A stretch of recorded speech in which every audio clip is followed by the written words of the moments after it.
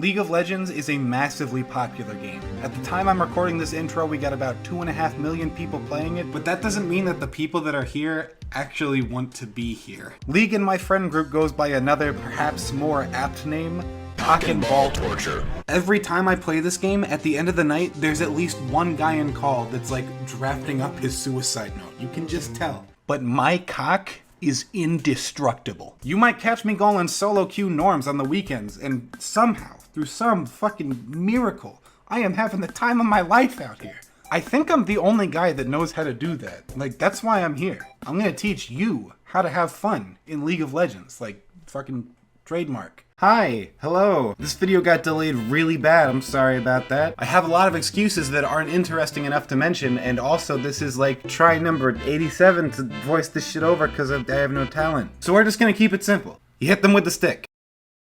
You hit them really hard with the stick. AD Wukong, did I mention that?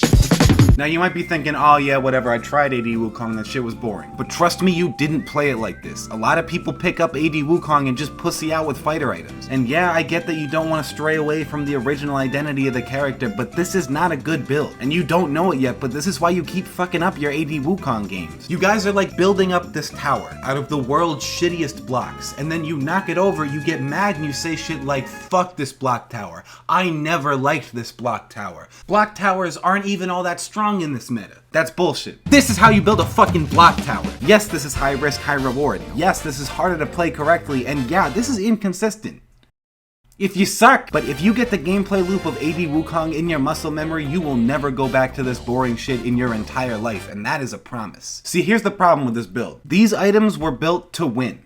But what I want is to jerk off. And this is a golden opportunity for a fundamental lesson as it stands to having fun in League. So this will be true for pretty much every single character I'll be covering on the channel. Write this down. Blowing up the Nexus is not fun. It takes so much time just standing still and bashing towers, then they all show up and whoop your ass if you even get close to winning. And like, what even happens if you actually manage to do it? You get fucking nothing. Actually, that's not true. You get less than nothing. You get an anti-reward. Yeah, I won the game. Now you gotta wait for your dumbass friends to pick a role. Wait for your lobby to actually go through. Wait for that one guy playing League of Legends on his fucking Happy Meal SpongeBob watch toy. And when he finally loads in, you still gotta fucking buy your items and walk to lane and wait for the minions to spawn. And this is all for the fucking luxury of starting over at square one.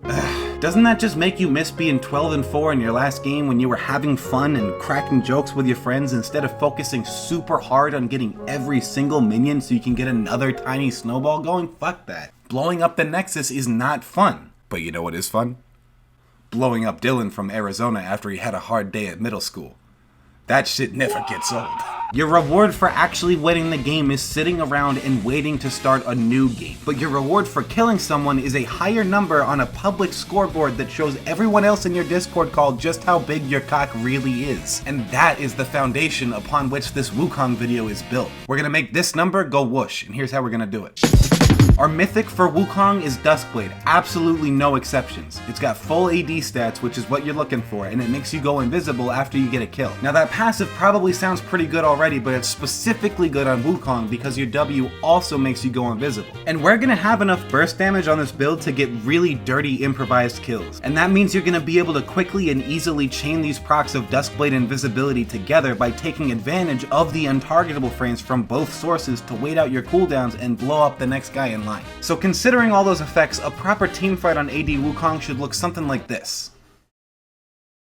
And that's as hard to play against as it looks. Next up we got Collector, which I also built in my Garen video. Click the link, you dirty click the fuck. Yeah, Collector's gonna show up in pretty much any video that I make with full AD in the title, and I really don't mind admitting that. This passive kicks ass, and I really like the meme potential that it adds to lethality builds by sprinkling in just a bit of crit. It's like a 1% crit rune page, but you get 20 of them and a fucking gun. Now once you got Collector, there's two paths forward. If you need the lifesteal right away, go ahead, go with the Ravenous Hydra and have your mom tuck you into bed at night at 8:30 p.m. with a fucking glass of warm milk. But if you're a real man, you can really abuse the move speed on Youmuu's Ghostblade. A lot of people only know about the active move speed on this, but did you know you also get out of combat move speed? Yeah, I figured that shit out like embarrassingly recently. And this is why I build it, because it lets you take the risky lead reliant items that you got already and world tour them around the map for more kills and map pressure. It's a similar rationale behind building Mobies on Lee Sin, but we don't have to waste any stats to do it because this time the move speed comes packed in with a fully fledged damage item. item. From here, it's pretty much open to interpretation, and there's a few good options left. Guardian Angel is my personal favorite because it makes you even more of a nightmare in team fights, but Edge of Night is a good option, especially if they got a lot of CC. And of course, as always, if they have any cool guys on the enemy team that are picking fucking cool characters, then you have to buy Grievous, and here's your requisite Grievous item. Isn't this game so much fun to build now? And lastly, for the masteries, I want you to go Electrocute, Triumph, Coup de Grace, and full stats otherwise, with absolutely no concern for utility. Here's why.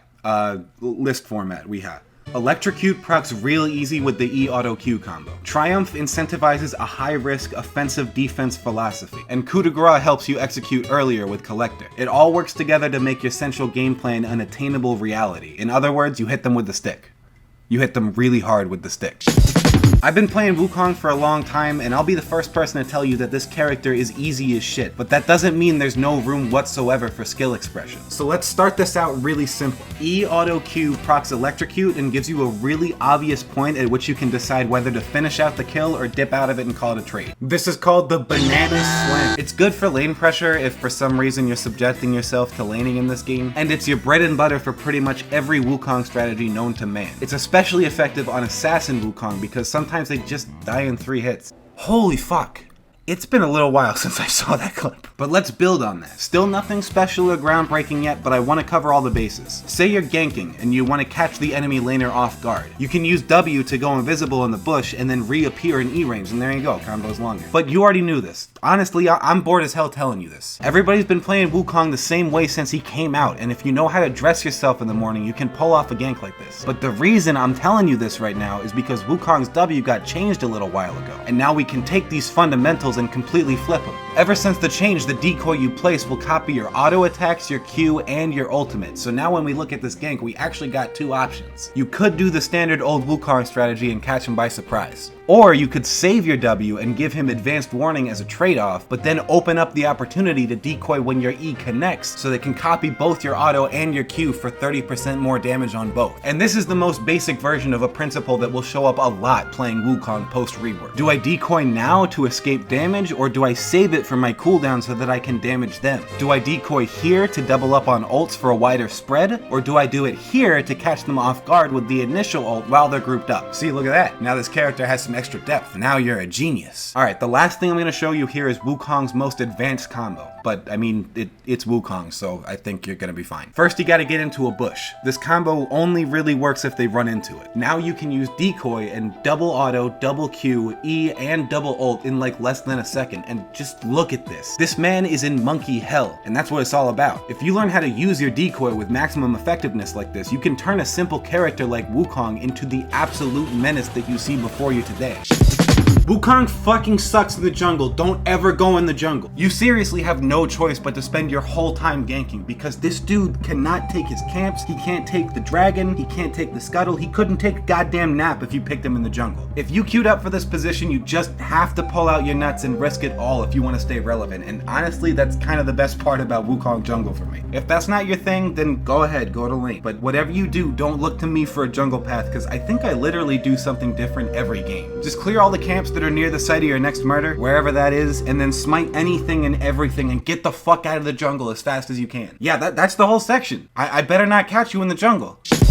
If you pull all this together and play it well, the jerk-off potential here is enormous. It's so easy to maintain a lead once you get this going because good Lord, how do you come back from that? You can lean forward and think really hard and get pentakills and try to figure out your maximum value in every team fight, or you can just kind of sit back and have a beer and blow up the Soraka over and over and over again. Just don't get discouraged by the high risk factor in this build. If you're going 1-5 in your Discord call, you can just say, I mean, fuck you, Haiti Wukong, what am I, goddamn circus clown? But more often than not, you can get big double-digit kill numbers in front of all your friends, and that's when this game is most fun. It's not when you're stressed out fighting for Baron in a close game and your promos like Riot's propagandist would have you believe. No, this game is most fun when you're 7 items ahead and you're throwing the game super hard because you just want to see how many times you can kill the Caitlyn before she pops a fucking blood vessel.